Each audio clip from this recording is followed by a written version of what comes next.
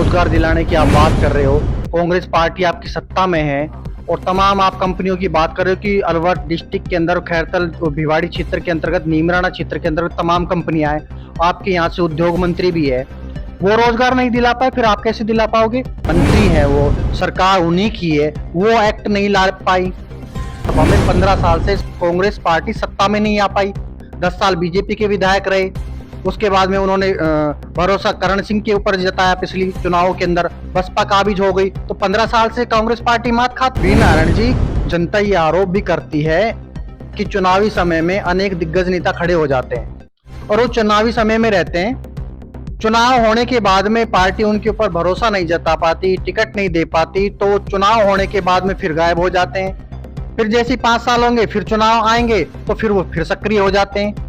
क्या लगता है, ऐसा ही आरोप आप पे आता है कि चुनावी समय में वीर नारायण जी सक्रिय हो जाते हैं धरातल?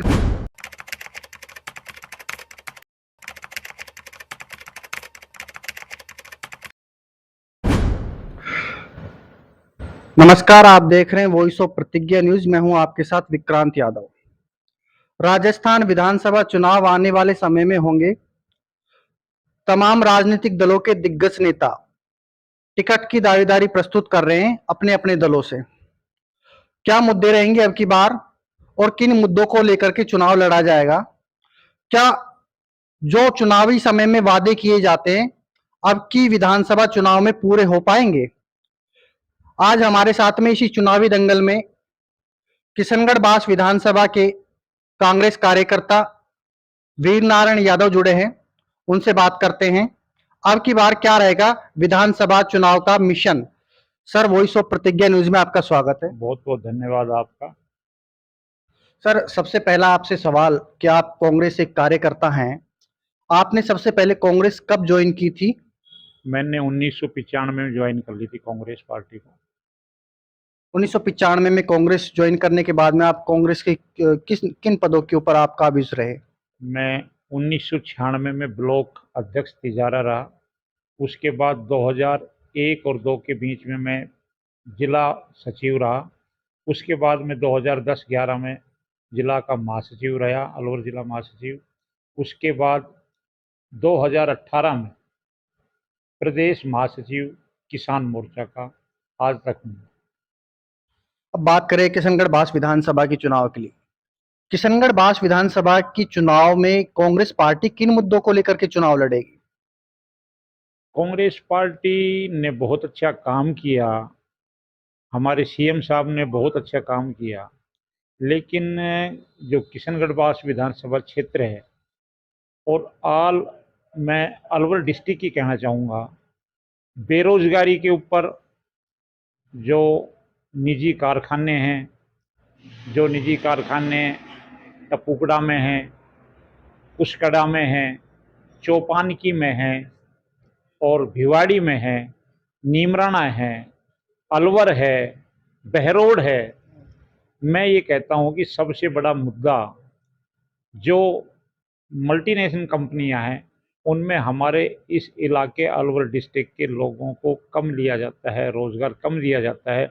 उस मुद्दे पर यदि जनता ने मेरे को, पहली तो पार्टी ने मेरे को टिकट दी और यदि विधानसभा में पहुंचने का काम किया, सबसे पहले मैं बेरोजगारी का जो मुद्दा है उस पर मैं ये कहना चाहता हूँ 90 क्या 100% सटीक और शुद्ध भाव से और लोगों को रोजगार दिलवाने की पूरी कोशिश करें। आप कह रहे हो कि सबसे बड़ा बेरोजगारी का मुद्दा है, रोजगार दिलाने की आप बात कर रहे हो, कांग्रेस पार्टी आपकी सत्ता में है और तमाम आप कंपनियों की बात कर रहे हो कि अलवर डिस्ट्रिक्ट के अंदर खैरतल भिवाड़ी क्षेत्र के अंतर्गत नीमराना क्षेत्र के अंतर्गत तमाम कंपनियां हैं, आपके यहाँ से उद्योग मंत्री भी है, वो रोजगार नहीं दिला पाए, फिर आप कैसे दिला पाओगे? वो कोटा निर्धारित नहीं कर पाए बेरोजगारों के लिए कि इन लोगों को या लोकल कैंडिडेटों को रोजगार दिलाया जाए, आपके उद्योग मंत्री होते हुए वो नहीं कर पाए, आप कैसे कर पाओगे इनको? यदि विधानसभा किशनगढ़ के विधानसभा क्षेत्रवासियों ने मेरे को मौका दिया तो करनी और कथनी में अंतर नहीं समझता मैं ये चाहूँगा कि उद्योग मंत्री है, मैं उसका भी धन्यवाद देना चाहता हूँ, उन्होंने कोशिश की। लेकिन यदि मेरे को एक मौका दिया तो मैं इसमें विधानसभा में ही एक स्पेशल एक्ट बनवाना चाहता हूँ और उस एक्ट में ये प्रोविज़न होंगे कि राजस्थान के 75% लोगों को रोज़गार दिया जाए और स्थानीय अलवर डिस्ट्रिक्ट के लोगों को 50% कम से कम रोज़गार दिलाने का पूरा पूरा भरोसा मेरे को है और मैं इसकी लड़ाई आखिरी दम तक लड़ूंगा। सर, आप एक्ट बनवाने की बात कर रहे हो, उद्योग मंत्री यहाँ से शकुंतला रावत है, अलवर डिस्ट्रिक्ट के मंत्री हैं, वो सरकार उन्हीं की है, वो एक्ट नहीं ला पाई। मैंने सीएम साहब जब यहाँ टपुकड़ा आए थे उस समय भी मैंने मिला, जब मैंने ये बात रखी थी और उन्होंने मेरे को ये आश्वासन दिया था। मैंने कहा मैं जी आपसे पर्सनल मिलना चाहता हूँ, तो बोला आप कभी भी मेरे आवास पर आइए और इस मुद्दे पर बात करिए।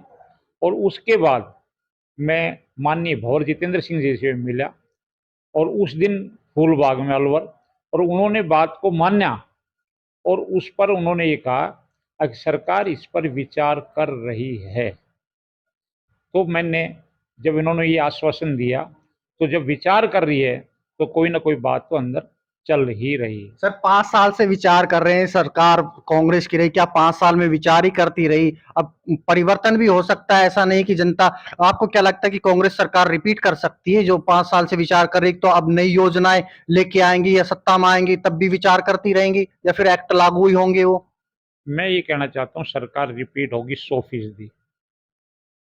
कांग्रेस की सरकार माननीय राहुल गांधी जी, माननीय अशोक गहलोत जी, भंवर जितेंद्र जी के निर्देश पर मैं ये कहना चाहता हूँ अलवर नहीं पूरे राजस्थान में कांग्रेस का बिगुल बजेगा और 100% रिपीट होगी सरकार। सर, कांग्रेस की बात करें, आप किशनगढ़ बास विधानसभा की बात करें, किशनगढ़ बास विधानसभा में 15 साल से कांग्रेस पार्टी सत्ता में नहीं आ पाई। 10 साल बीजेपी के विधायक रहे। उसके बाद में उन्होंने भरोसा करण सिंह के ऊपर जताया, पिछली चुनाव के अंदर बसपा काबिज हो गई। तो 15 साल से कांग्रेस पार्टी मात खाती आ रही है किशनगढ़ बास विधानसभा में। आपको क्या लगता है कि आपका समीकरण क्या होगा? यदि कांग्रेस पार्टी ने सोच समझ कर टिकट दी, अच्छे आदमियों को टिकट दी, जो जनता में काम करते हैं, जो जनता की बात को सुनते हैं, मैं ये कह रहा हूँ कांग्रेस पार्टी 100% यदि अच्छा कैंडिडेट को टिकट दी तो 100% जीत होगी, मैं गारंटी के साथ। तो क्या पिछली बार अच्छे कैंडिडेट नहीं थे? कांग्रेस पार्टी के दिग्गज नेता करण सिंह यादव को माना जाता है और सांसद भी रहे हैं। क्या वो अच्छे नेता नहीं थे? फिर भी कांग्रेस पार्टी के ऊपर भरोसा नहीं जता पाई कि जनता? उसका बड़ा कारण रहा स्वयं माननीय डॉक्टर करण सिंह जी ने माना अगर मैंने अपनी राजनीति में गलती की, अगर मैं किशनगढ़ बास विधानसभा क्षेत्र से इलेक्शन लड़े। उसका सबसे मेन कारण था कि उसी 1, 6 और 9 महीना के बीच में पार्लियामेंट के इलेक्शन हुए थे जिसमें जनता ने उनको एमपी बनाया। उसके बाद यदि पार्लियामेंट के इलेक्शन जीतने के बाद एमएलए का इलेक्शन लड़ता है तो बहुत बड़ी भूल की मेरे हिसाब से, और उन्होंने स्वीकार भी की। वी नारायण जी, जनता ये आरोप भी करती है कि चुनावी समय में अनेक दिग्गज नेता खड़े हो जाते हैं और वो चुनावी समय में रहते हैं। चुनाव होने के बाद में पार्टी उनके ऊपर भरोसा नहीं जता पाती, टिकट नहीं दे पाती, तो चुनाव होने के बाद में फिर गायब हो जाते हैं। फिर जैसे ही 5 साल होंगे, फिर चुनाव आएंगे तो फिर वो फिर सक्रिय हो जाते हैं। क्या लगता है, ऐसा ही आरोप आप पे आता है कि चुनावी समय में वीर नारायण जी सक्रिय हो जाते हैं, धरातल के ऊपर नजर नहीं आते? मैं लगातार 10 साल से किशनगढ़ बास विधानसभा क्षेत्र में, मेरा जितना कोई गांवों में घूम नहीं सकता। मैंने लगातार संघर्ष किया है और बेरोजगारी संघर्ष समिति की तरफ से आप सर्वे करवा के देखें इस बात का, अगर वीर नारायण यादव जितना कोई घूम नहीं सकता। मैंने लोगों के दुख दर्द में, मैं बेरोजगारी की समस्या के बारे में सबसे ज़्यादा, मैं दावे के साथ कह सकता हूँ, अगर यदि 5 साल इलेक्शन होने के बाद भी सबसे ज़्यादा मैं गाँवों में गया हूँ और लोगों का सुख दुख के बारे में भी मैंने बूझा है और आखिरी दम तक लड़ाई लड़ी और लड़ता रहूँगा। आपने बेरोजगार संघर्ष समिति की बात की, कितने लोगों को आपने रोजगार दिलवाया? मैं देखो ऐसा है, मैंने कम से कम भी नहीं है अपने किशनगढ़ बास विधानसभा क्षेत्र, कुछ तिजारा विधानसभा क्षेत्र से भी मैंने ज़्यादा भी नहीं तो 1000 और 1500 के बीच में मैंने रोजगार दिलवाया। अच्छा, बेरोजगारी की बात और करते हो आप, आपकी सरकार दावा करती है रोजगार दिलाने को लेकर के, और बेरोजगार आरोप करते हैं, और तमाम विरोधी पार्टियां, विपक्ष आरोप करता है कि सबसे ज्यादा पेपर लीक कांग्रेस सरकार में हुए, तो रोजगार के साथ में धोखा नहीं है क्या ये?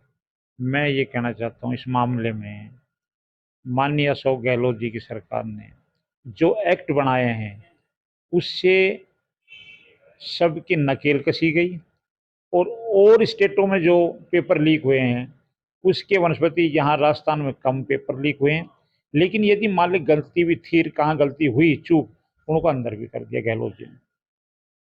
वी नारायण जी, किशनगढ़ बास विधानसभा की बात करें तो वर्तमान में कांग्रेस समर्थित विधायक हैं जो बसपा से जीत के आए थे, उन्होंने कांग्रेस को समर्थन दे दिया, दीपचंद खैरिया।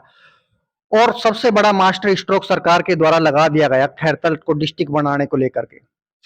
फिर तमाम विरोध सामने आए, बसपा समर्थित विधायक तिजारा विधानसभा से।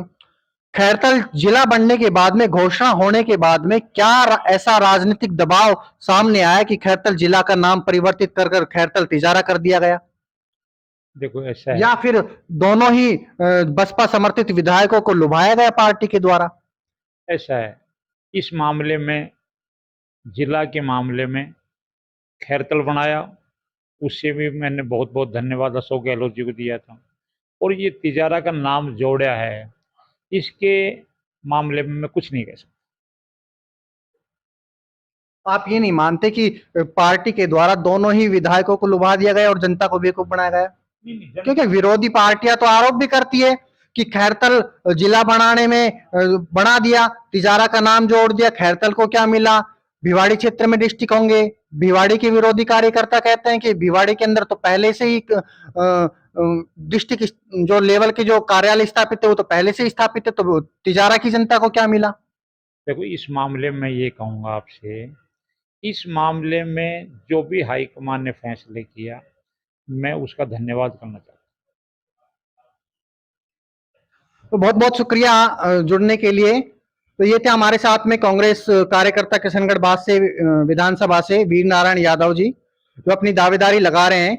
ये आने वाला समय बताएगा कि पार्टी उनके ऊपर भरोसा जताती है या नहीं, अब जनता किसके साथ में जाएगी।